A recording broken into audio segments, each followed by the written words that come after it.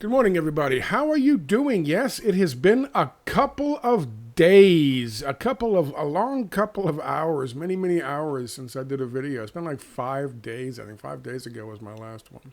Um, Hi, how are you? I'm fine. I'm okay. We were talking last time about my knee situation. I thought I'd give you a quick update. This is going to be a very quick video, and I mean that this time because I have another knee appointment.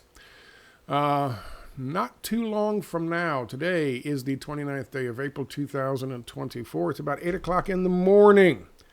And it's Gabby. Yes, of course. I'm in a rush. So what happens? Gabby. Yes, indeed. The cat grift. I've got her trained to come up here as soon as I start talking. What are you going to pee on this time, Gabby? I don't know yet. All right, so figure it out. Gabby sprays. She learned that from her mother, an outside cat.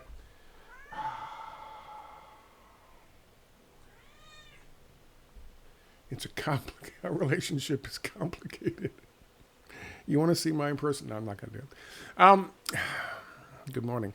Let's talk about the knee thing real quick. Just brief update. I went there. I got the physician's assistant. I did not see the surgeon. I don't know if I told you this in the last one or not. I can't remember. Lots of pictures of Tampa Bay Lightning players all over the place. Big place. They took new x-rays there. Very nice system. You could see perfectly what's going on with my knees and my cartilage and stuff without getting too far into that. Based on my history and how long I've been getting the cortisone injections and the previous x-rays, they said, okay, you got a choice. You want complete knee replacement in both knees, or we'll go with option B. And I had not spoken at all to any kind of surgeon, much less discussed. So obviously, I went with option B, which is not cortisone injections. It is an attempt to replace the stuff, put stuff in my knees that takes the place of the cartilage that's missing. So we're in the process of that. Is it working? I don't know, but I would much rather do that than crack open the two Pandora's boxes in Pandora boxes in my in the middle of both of my legs. Plus, I don't know how long that process is going to last. However, I do know this. I need to get off disability, and that's just one thing that might be. I can't fix my lungs. I can't fix my blood clotting disorder. I can't fix the fact that I had a heart attack. I can do everything I can to mitigate. But the knees, maybe I can fix. So we'll see how this goes, and we don't know right now what's going to happen. So the second of 3 injections once a week is today. So just so you know, that's where we're at, and that's why I'm doing it, and it's a pain in the butt. Okay, let's move on. The situation for Bibi Netanyahu has gotten worse. Benjamin Netanyahu has gotten much worse. ICC is now expected to file criminal charges against him and issue arrest warrants. Of course, Israel is not is not a signatory on the almost 200 nations that have signed on to the International Criminal Court of Justice, International Criminal Court. However, and neither is the United States. We signed off of that in 2002 because we had a illegal fucking war to carry out with against Iraq and Afghanistan. So, however, that being said, that's additional pressure being placed on Benjamin Netanyahu. Also, to add more insult to injury, Nancy Pelosi came out and publicly said, Bibi's gots to go.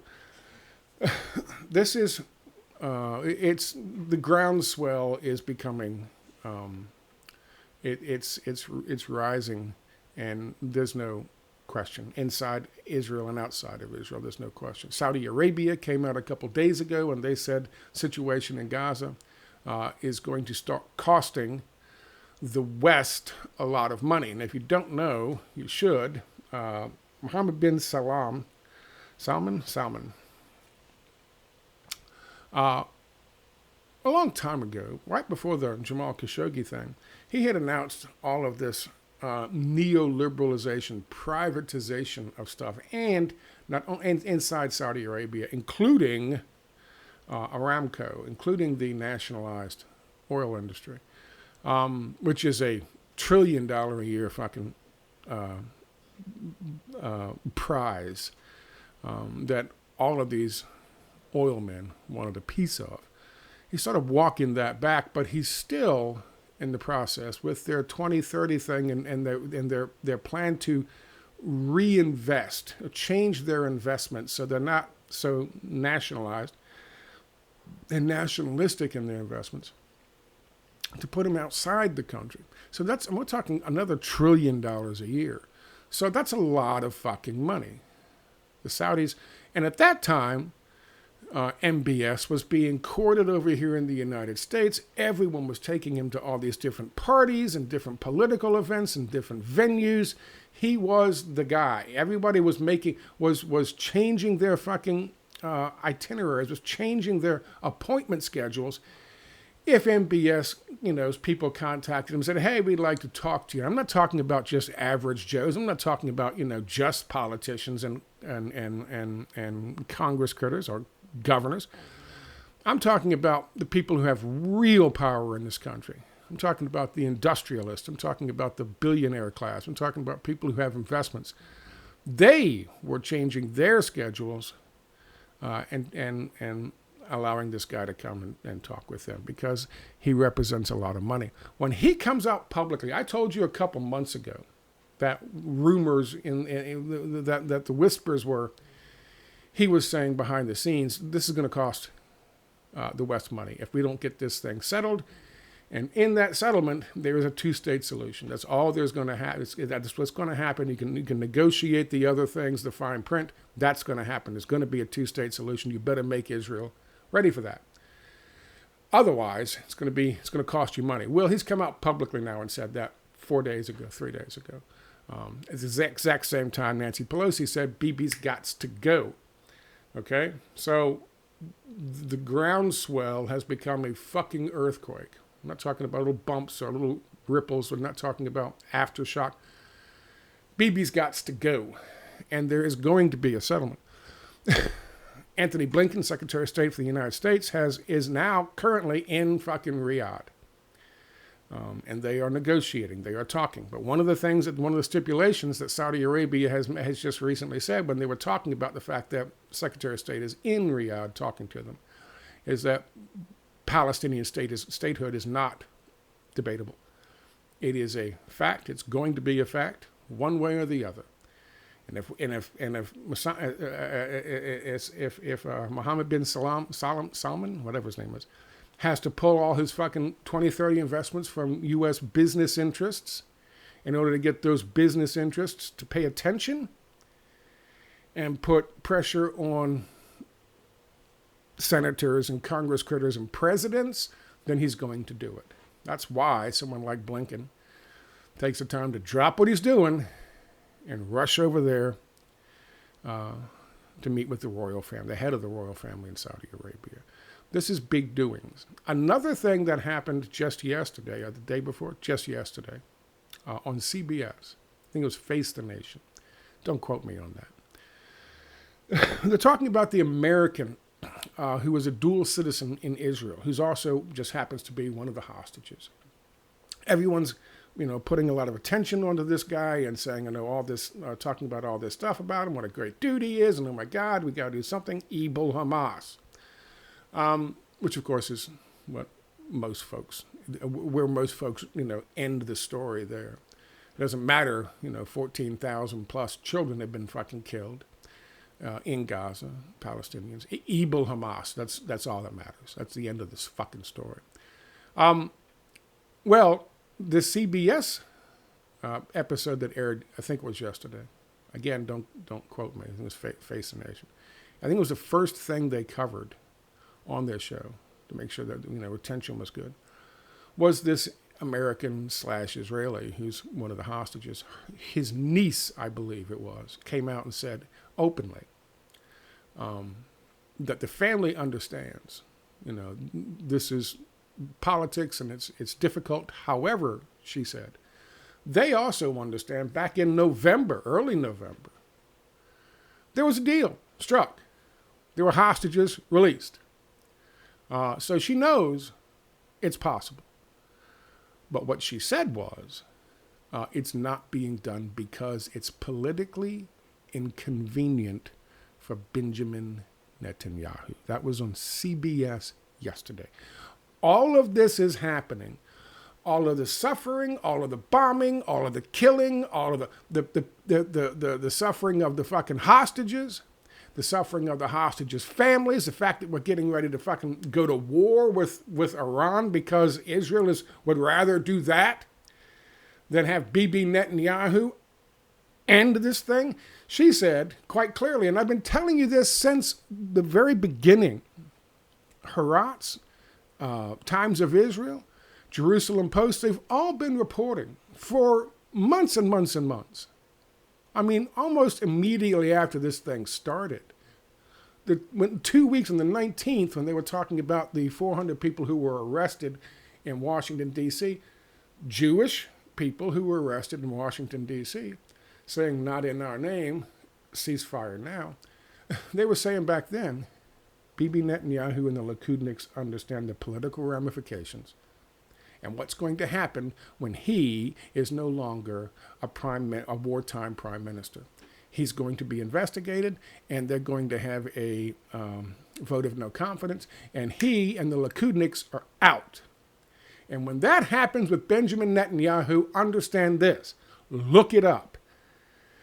The Supreme Court refused to toss out the fucking felony criminal, their version of felony criminal charges against Benjamin Netanyahu that existed before he got back into office. And the only reason those warrants and those arrest warrants haven't been fucking carried out is because he's prime minister.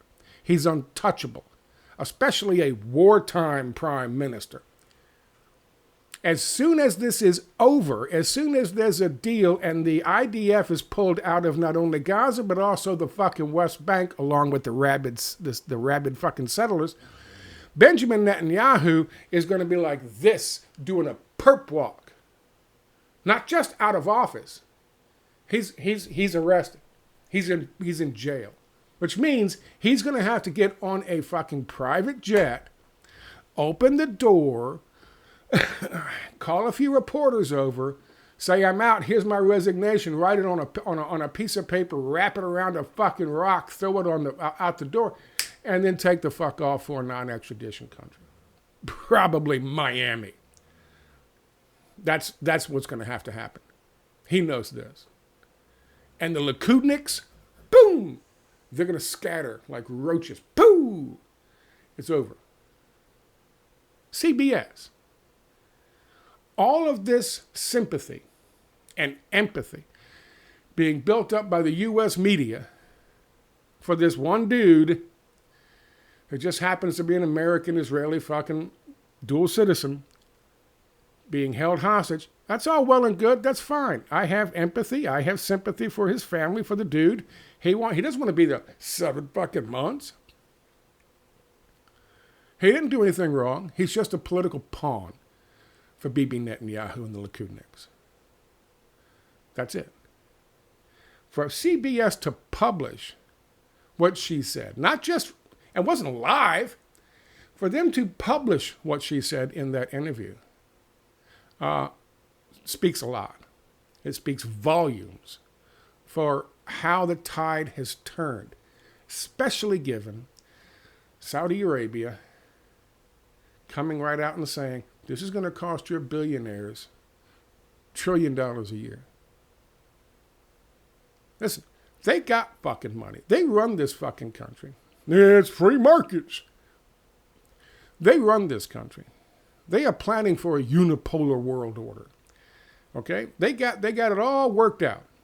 They haven't quite got there yet, but they're in the process. They got all their minions working for them at the World Economic Forum and pushing their fucking agenda.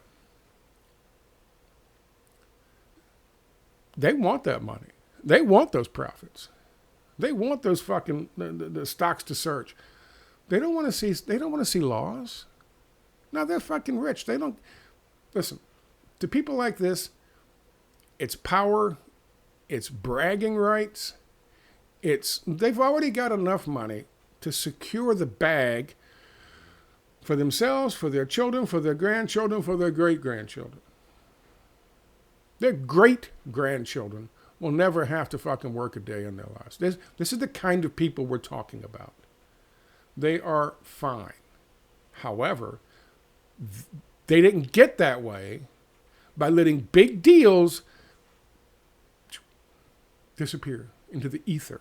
Because Benjamin Netanyahu and the Likudniks won't give up their fucking dream of stealing all the land from Palestine.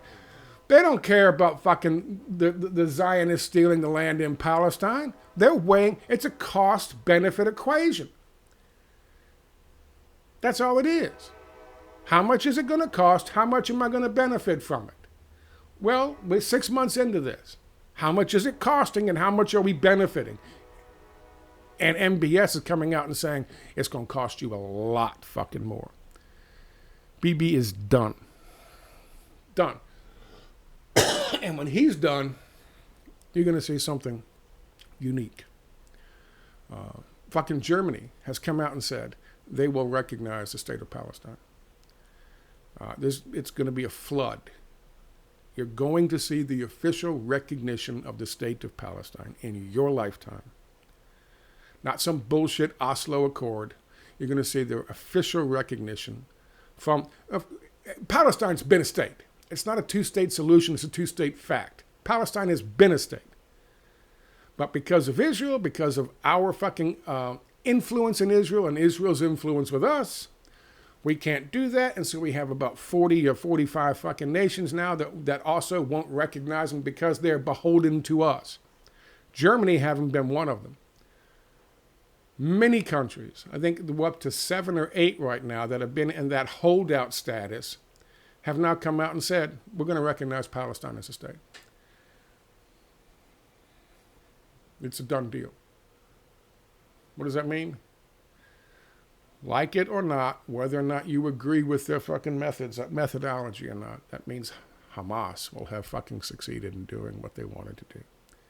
And it's going to cost them a lot, and it's already cost them a lot, but they're going to rebuild. And Palestine will be officially recognized as a state. And I guess maybe then Google will actually have it on their goddamn world map. Pieces of shit. Let me show you what I'm talking about. Saudi Arabia warns of economic fallout from Gaza war. Saudi Arabia on Sunday called for regional stability, warning of the geopolitical risk and effects of the ongoing Israeli war in Gaza on the global economic sentiment at the start of the summit attended by a host of Gaza mediators. U.S. Secretary of State Anthony Blinken, Palestinian leaders, high-ranking officials from other countries trying to broker a ceasefire deal between Israel and Hamas on the guest list for the summit in Riyadh, capital of the world's biggest oil exporter. The Gaza war, along with conflicts in Ukraine and elsewhere, put a, quote, lot of pressure on the, quote, mood, Saudi Finance Minister Mohammed al-Jadaan said at the first panel discussion of the 2-day World Economic Forum special meeting. I think cool-headed countries and leaders and people need to prevail. You need to make sure that you actually de-escalate. The region needs stability, and they've already said the only means to get that to attain that stability is a two-state solution. Notice where they did this. The World Economic Forum meeting. Representatives of the fucking masters of the universe. These links to these are all on my website. Israel reportedly concerned that Biden may throw Netanyahu, quote, under the bus. This is from Sputnik. Most of Americans' overseas allies are signatories to the International Criminal Court's Rome Statute. The U.S. itself quit the court in 2002 before launching its war of aggression in Iraq. Israel is not a party to the ICC either, but is concerned about the dangerous precedent that could be set by threats to drag its leaders before the courts. They're pissed off because where is Biden? Why is he quiet while Israel will potentially be thrown under the bus? An Israeli diplomatic source told the Jerusalem Post. Yeah, where is he? He's listening to the fucking people who are in Riyadh, listening to MBS. Say, listen, this is going to cost you fucking money. This is going to cost you money. It's going to come out of your pockets. We'll take our deals to Russia. We'll take our deals to China. You might be the number one economy now, but it ain't written in stone. No one carried that shit down from the fucking mount on some tablets. That's why. That's why Biden's going to throw him under the bus. The next Gaza Freedom Flotilla has been blocked. However, it's not blocked completely. The reason was the small African nation that had flagged two of the four ships pulled their flags. They said, you can't say that from us because, of course, pressure from the United States. Well, that's not going to stop them. They're going to just reflag them and they'll be out and about. Saudi foreign minister says that U.S. bilateral agreements are very, very close. And what's important from this is U.S. Secretary of State Blinken, who was on the same panel, added that an agreement is potentially very close to completion, but there must be a credible path towards a Palestinian state to move forward, which is exactly why Bibi's got to go. We have Arab leaders worried about another fucking potential spillover of unrest.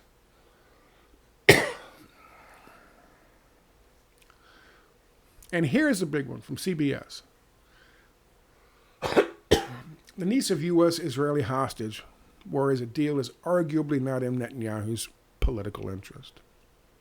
I do think a deal can be reached. I mean, we know that. A deal was reached in November, so we know that's possible. Hannah Siegel said on Sunday's Face the Nation. She told moderator Margaret Brennan, I'm wondering if Margaret Brennan is like nepotism baby of John Brennan, that the United States plays a critical role in the negotiation process, as it did during the initial ceasefire, but acknowledged that ultimately this is a negotiation between Hamas and Prime Minister Netanyahu in Israel. And one of the things that really worries my family and worries me is it's arguably not in Prime Minister Netanyahu's political interest to close a deal.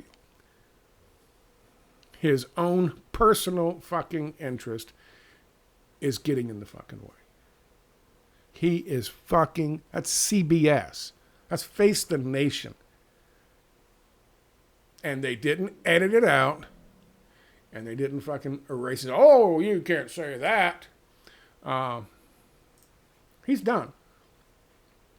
He's done. Once the folks, listen, the World Economic Forum